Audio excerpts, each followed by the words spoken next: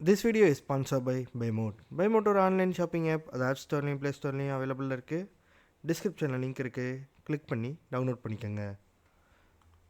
இன்றைக்கி நம்ம சங்கர் அவர்களின் இயக்கத்தில் வந்த கேம் சேஞ்சர் படம் எப்படி இருக்குன்னு இப்போ நம்ம பார்க்கலாம்.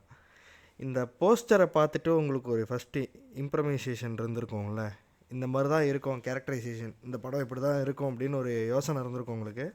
அதை அங்கேயே குழி தோண்டி புதைச்சிருங்க. ஏன்னா நான் பார்க்குறதுக்கு முன்னாடி நான் அப்படி தான் யோசித்தேன்.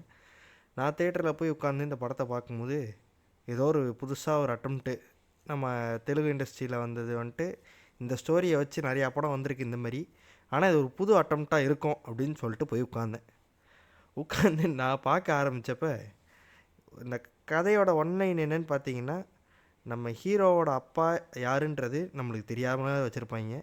அப்பா யாருன்னு கண்டுபிடிக்கிறாங்க, அவங்க அம்மா யாருன்னு கண்டுபிடிக்கிறாங்க, அவங்க அம்மாவுக்கும் அப்பாவுக்கும் என்ன நடந்தது, வில்லனை எப்படி பழி வாங்கினார், இதுதான் இந்த படத்தோட ஒன்லைனாக அந்த மாதிரி தான் காட்டியிருப்பாங்க.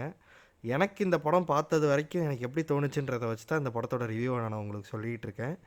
இந்த படத்தை நீங்கள் பார்க்கும்போது உங்கள் மைண்ட் செட் எப்படி இருக்குன்னா, இது கூட எத்தனையோ படம் வந்திருக்கே, நம்ம ஏன் அதெல்லாம் போயிருக்கக்கூடாதுன்னு. ஆனால் இது கூட வந்த வணங்கான் படத்துக்கு இது ஓகே அப்படின்னு வச்சுக்கோங்க. எனக்கு பர்சனலாக நான் ஃபீல் பண்ணதை தான் நான் உங்கள்கிட்ட சொல்லிட்டுருக்கேன். வணங்கான் நான் பார்த்ததுக்கு இந்த படம் பார்த்துருந்தது எனக்கு ஓகேவாக தான் தோணுச்சு.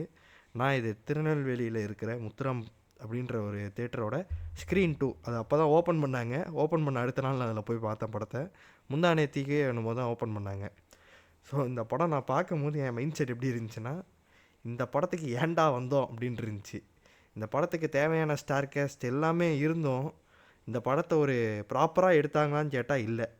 எனக்கு பொறுத்த வரைக்கும் சங்கர் அப்படின்றவரோட கேப்பபிலிட்டி என்னன்னு பார்த்தீங்கன்னா, இந்த எந்திரன் அந்த படத்தோடு முடிஞ்சுது.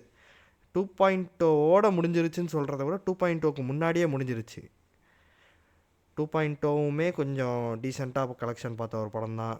அண்ட் பை த வே இப்போ வந்துட்டு அவரோட கரியரே முடிச்சு வைக்கிற மாரி இந்தியன் 2ன்னு ஒரு படம் வந்துச்சு. இதுக்கு அடுத்த வகையில் இந்த கேம் சேஞ்சர் படம் எப்படி இருக்குன்னு கேட்டிங்கன்னா, இந்தியன் 2வோட கொஞ்சம் மேல் அப்படிங்கிற மாதிரி தான் இருந்துச்சு. தேவராவோட நல்லா இருந்துச்சு இந்த படம் அப்படின்னு வேணால் நம்ம டீசெண்டாக சொல்லிக்கலாம். ஸோ இந்த படத்துக்கு என்னோடய ரேட்டிங் என்னன்னு பார்த்தீங்கன்னா, 5க்கு 1.45. ஏன்டா இவ்வளோ கேவலமாக மோசமான ரேட்டிங் கொடுக்குற, தமிழ் படத்துக்கு மட்டும் தான் ரேட்டிங் ஒழுங்காக கொடுப்பியா, தெலுங்கு படத்துக்கு கொடுக்க மாட்டியா அப்படின்னு கீழே வந்து கதற போகிறவங்களாம் இப்போமே நான் சொல்லிக்கிறேன், நீங்கள் கதறியும் வேஸ்ட்டு. அந்த கமெண்ட்டெல்லாம் 10 நிமிஷத்தில் நீங்கள் போட்டோடனே காணா போயிடும். அண்ட் பை த வே இந்த படம் என்னோடய ரிவ்யூ, அதாவது என்னோடய தனிப்பட்ட விருப்பம் இப்படி தான் அப்படின்றத வச்சு நான் ஒரு ரிவ்யூ கொடுத்துருக்கேன்.